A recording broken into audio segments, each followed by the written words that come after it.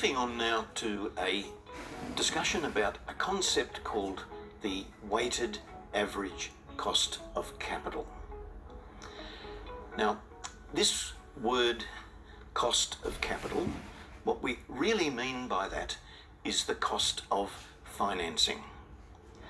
And so far in this topic, we've talked about different instruments that a company might use in order to raise money.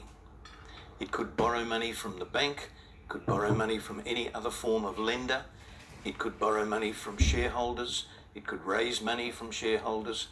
There are a variety of instruments, both for debt and for equity, that a company might use in order to finance growth.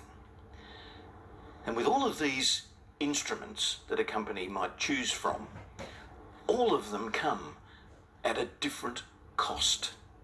As we learned earlier, the debt instruments, the typical cost is what we would call the interest rate.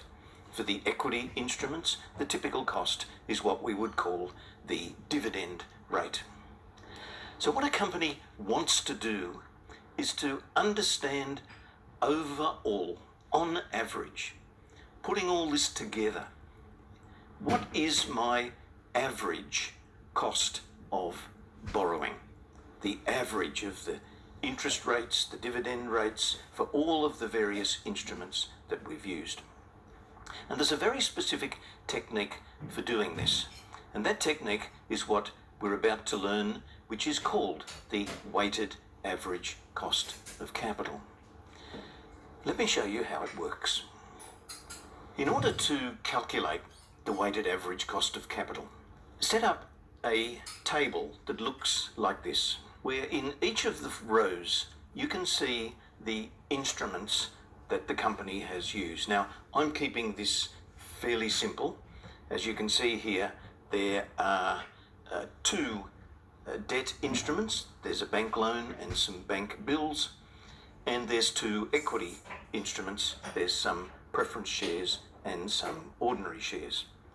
And let's assume in this organisation that the company has borrowed $3 million in bank loans, $500,000 in bank bills, $600,000 in preference shares, and $2.5 million in ordinary shares.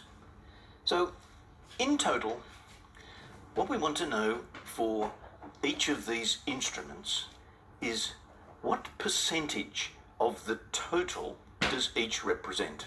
So let's say, for example, that this figure of $3 million for the bank loans, as you can see, the weighting that represents is just a bit over 45% of the total borrowings that this company has undertaken. And similarly, the bank bills are about 7.6% of the total.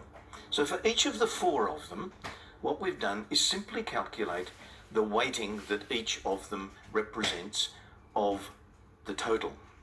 What then follows is that we need to insert the particular interest rate or dividend rate that applies for each of them.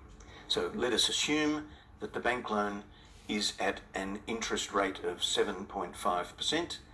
That being the case, if the bank loan is at 7.5% and it represents 45.5% of the total, then we would say that the weighted cost of the bank loan is 3.41%.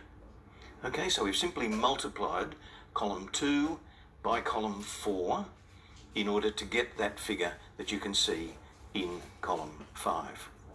And we do the same for each of the other instruments. Let us assume in this case that the bank bills cost us an interest rate of 5.5%. Because the bank bills are only 7.6% of our total borrowing, then the weighted cost, same again, column 2 by column 4, the weighted cost is 0.42%. We do the same for the preference shares, we do the same for the ordinary shares. And when we add all of these weighted costs in column 5 together, the total is just a little over 7%. And this we call the weighted average cost of capital. So you can see that we've used the word cost of capital. In other words, it's the cost of financing. It's column 2. It's the cost of financing the bank loan, the cost of financing the bank bills, the cost of financing the preference and the ordinary shares. It's an average cost of capital because we're taking an average of all 4 of those numbers in column 2. But the really critical term is this first word, the weighted average cost of capital. And what we mean by that is that this average is being weighted in favour of the particular instrument which represents the majority of the borrowings. So each of them, in terms of the percentage that they represent of the total borrowings, is applied to the formula in order to be able to calculate a weighted average cost of capital. And we'll talk more later about what we might be able to do now that we've derived that number. And in the next topic, we will actually come back to this and talk about the importance in an organisation of knowing what is your weighted average cost of capital at any particular point in time.